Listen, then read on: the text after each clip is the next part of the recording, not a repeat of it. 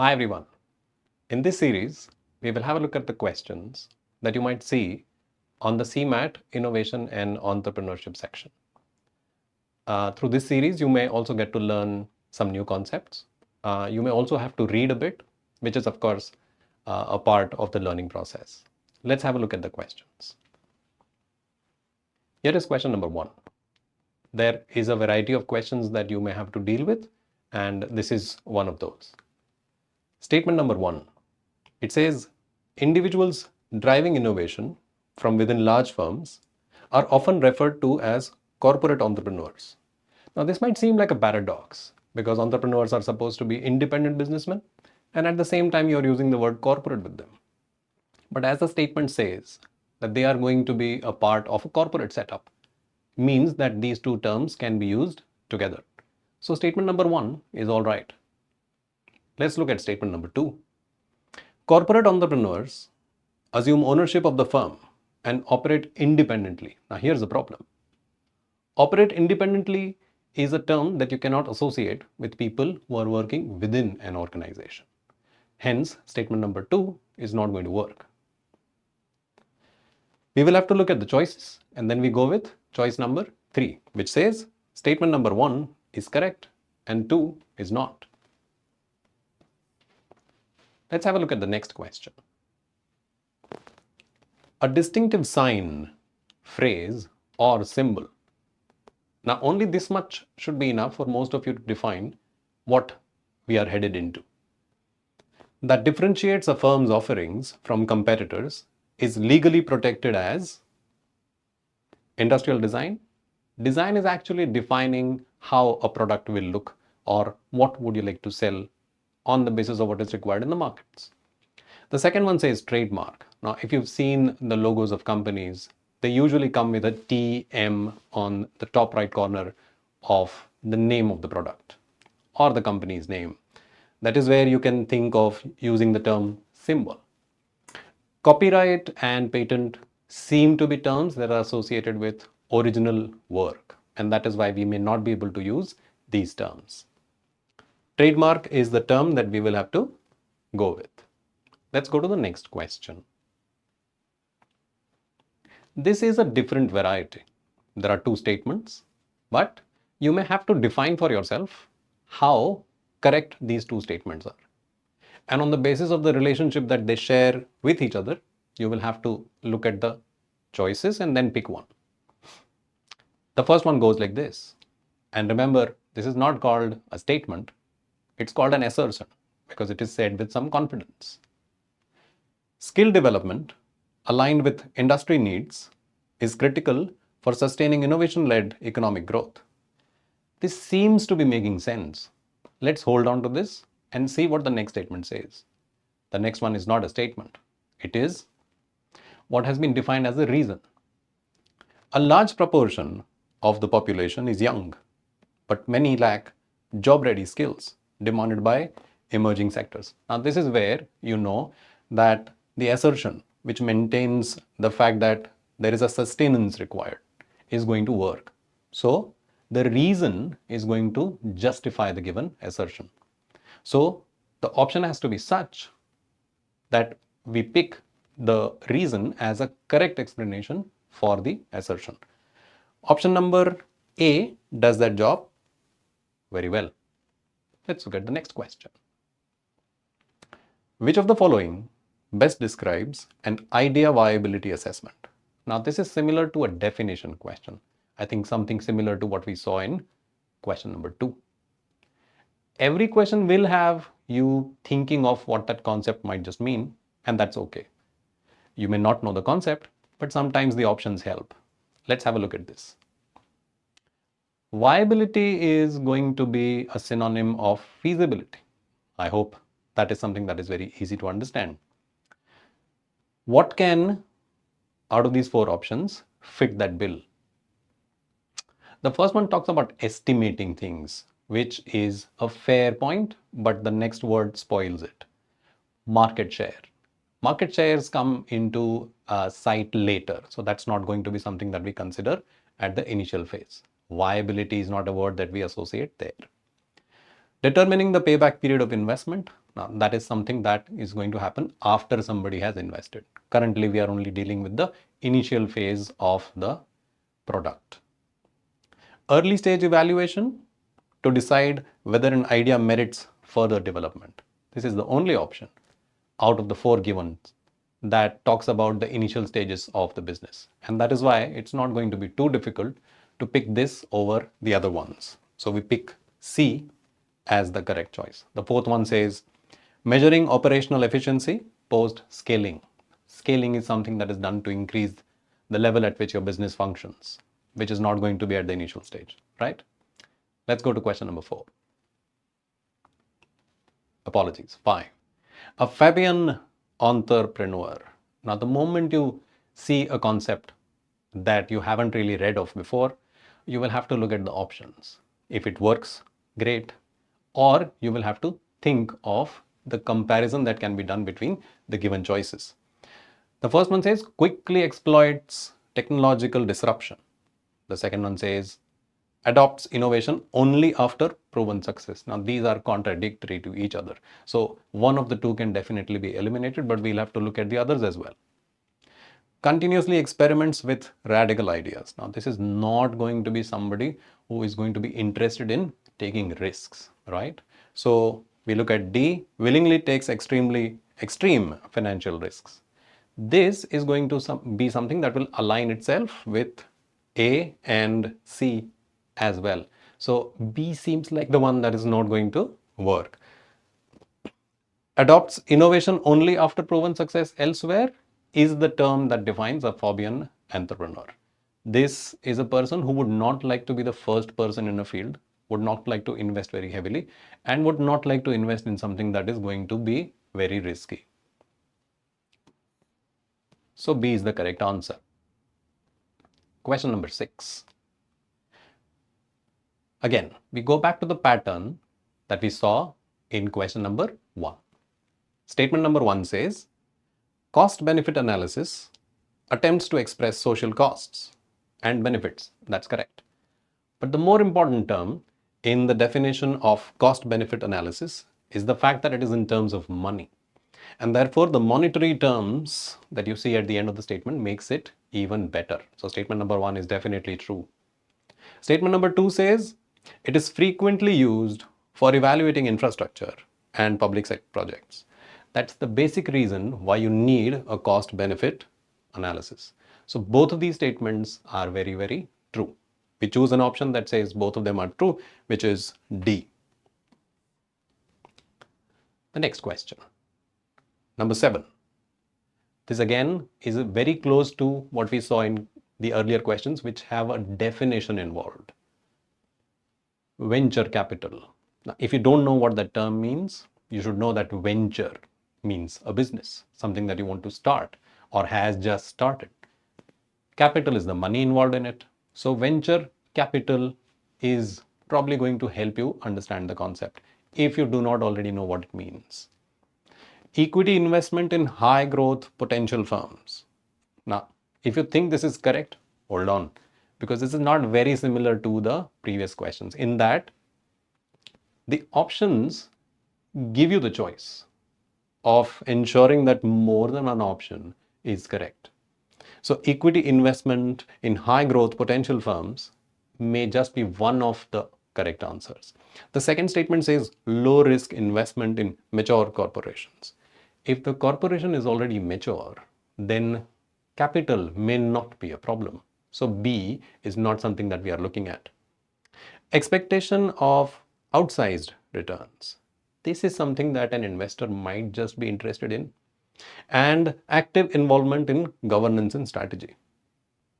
I don't know how many of you have realized, but this is essentially a question that is asking you, have you watched Shark Tank, even one episode? And I think that will help you understand this better. These are people, these are companies that are trying to invest money in new ventures. So other than B, the other 3 seem to be doing justice. So B apart, A, C, and D are doing a good job. So we go with the third option, right? Let's look at question number 8. Lean startup philosophy. The moment you say lean, you're trying to suggest something that is slim, something that is not very big. Emphasizes building detailed business plans before product development. Detailed business plans would involve a lot of money, a lot of investment in thinking, which is not really a good idea. Lean startup encourages testing assumptions through a minimum viable product. Now, that might just fit the definition of lean, thin, slim. And that is why we will have to go with an option that says statement 2 is correct, but the first one is not. 2 is correct, 1 is not, is option number C. The one thing that you also have to pay attention to is the fact that not all the questions will come with the options aligned in the same manner. So the order in which they are put might just be different. So have a careful look at the choices, and instead of memorizing which option was where, you will be better off reading them properly while you are taking the exam, right? Question 9. Now here's a question. We haven't had a question before. Financial institutions play a developmental role in an economy through which of the following functions? Now this is going to be an interesting case because the term used is developmental role. And the fact that we are using financial institutions, so money should be involved, right? Have a look at the statements. Mobilizing savings into productive investments. Looks okay. Providing mechanisms to hedge financial risks. Looks okay. Expanding access to formal financial services. Also sounds all right. Acting as mediators in commercial dispute resolution. Now, here comes the problem. We were trying to look at things where an institution might have a role to play. So mobilizing savings is about money. Providing mechanisms to hedge financial risks is also going to be one of their functions, right? But thinking of acting as mediators in commercial dispute resolution, this sounds like the job of an arbitrator, which these guys are not. So D seems to be a problem. And supervising academic projects undertaken by interns, of course, that's not the business of somebody who is in a financial institution, right? So we will have to go with something that has the first 3 statements but not the next 2, which is A, B, and C. We go to the next question, the 10th. Again, a question. Which funding avenue is most closely associated? Now here is a new element, most closely associated. This is basically going to suggest that the other options might also do a good job. You have to pick the one that is the best of the given choices. With supporting startups at the ideation, it is just the beginning of the process of starting a business, or very early execution stage. Public issue of shares happens very late. We are talking about launching a product by a company that is still very new. So it's not going to talk about public shares. Corporate debt instruments. Now that's something that is huge. The moment that you use the word corporate, it's not applicable to a new venture. Angel funding. Now that's the term that helps us. What is angel funding? Angel funding is funding provided by a human being. We saw a term venture capitalist a while ago. Venture capitalists are not human beings. They are companies that would like to invest in new ventures. And in the future, they would want to become participants in the board. But here, an angel who will fund an investment or will invest in a business is not somebody who may be interested in holding some shares or being a partner in the business. This is somebody who wants to just add funds to the project. So angel funding is the term we are looking at. Let's go to the next question, the 11th one. The Standup India initiative primarily aims to promote entrepreneurship among whom? Now, the hint lies in Standup India. People who can already do this may not need support. So who are the people who might need support? Let's have a look at the choices. First generation women entrepreneurs, they may not have experience, so they might need support. Entrepreneurs from scheduled castes. Yes, that's going to work because these might need some support having come from not very privileged backgrounds. Entrepreneurs from scheduled tribes, the answer is a yes, they might just need support. But when you look at the fourth statement, innovators in metropolitan regions, you know that these people might already have some support, if not in the form of finance, but at least in the form of people who know where to go. We are not saying that there is a zero possibility of them needing assistance, but there is a fair chance that their needs are limited. So this may not help. We have to go with an option that talks about the first three, but not the fourth one, which is A, B, and C. Right? Let's go to the next question. We go back to that pattern, assertion, reason. So the first thing you do is read them independently, define if they are correct or not, and then check if the reason given can justify the given assertion. The assertion says managing technological innovation has become increasingly complex due to uncertainty and rapid change. That is why you need innovation, because if you do not innovate, you may not be able to survive in the corporate world. And the reason given is innovation has emerged as a key source of competitive advantage. Precisely the reason I talked about when I tried to define or justify A, which is the statement that they have given as the reason. So both of them are correct, and R ends up doing a good job of explaining A. So we mark both A and R are true, and R explains A. Question number 13. The same pattern. Bootstrapping. Now, before we go any further, what is bootstrapping?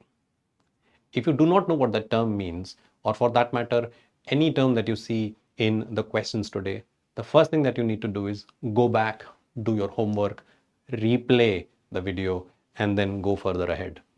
Bootstrapping is going to be funding a new venture using your own savings.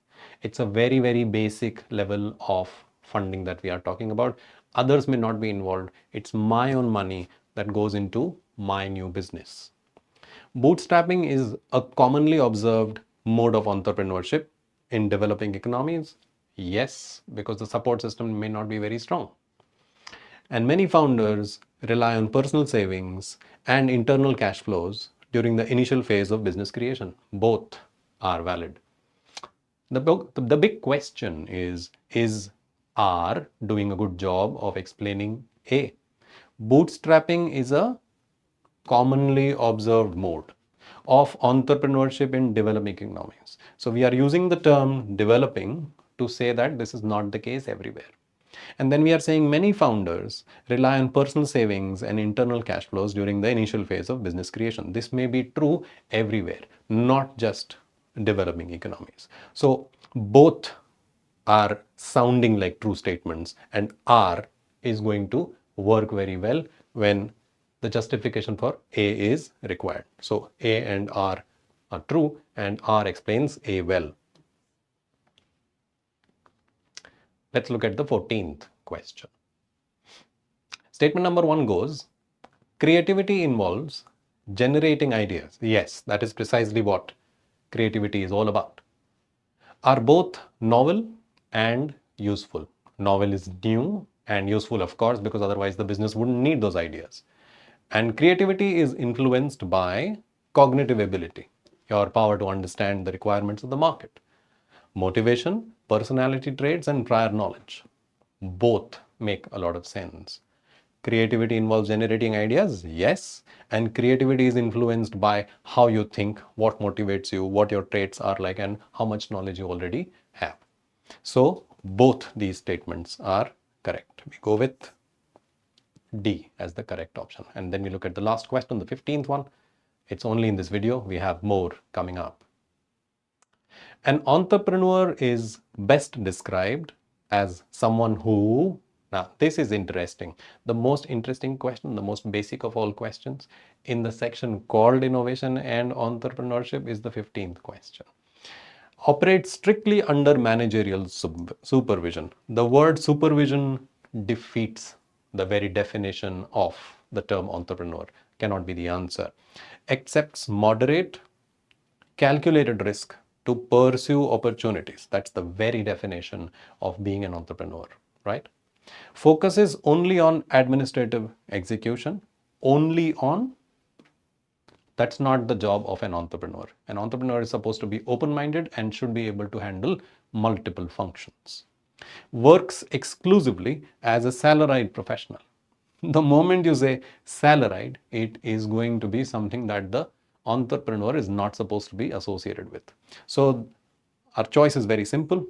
It is somebody who would like to pursue opportunities, may want to take risks, but not heavy ones, right? That's the end of this video. I hope you will want to continue with us. The next video follows soon.